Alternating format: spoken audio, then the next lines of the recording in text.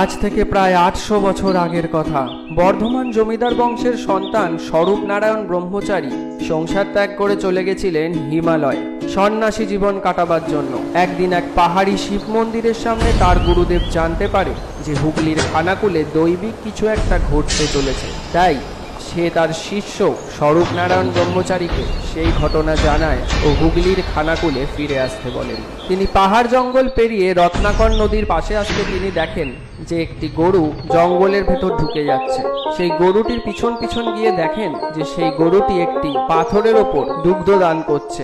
গরুটি ছিল পার্শ্ববর্তী গ্রামের বাসিন্দা বটুক কারক বলে এক ব্যক্তির। তিনি ঘটনাটি জানতে পেরে ওই পাথরটি তুলে একটি মন্দির প্রতিষ্ঠা করার কথা ভাবলে সেইখানে হাজির হয় স্বয়ং মহাদেব। তিনি বলেন এখানেই তার মন্দির প্রতিষ্ঠা করতে, এবং সেই সময় দূরে কোথাও একটা ঘণ্টা বাজায়। সেই মন্দিরের নাম হয় ঘণ্টেশ্বর মন্দির। তারপর সেখানে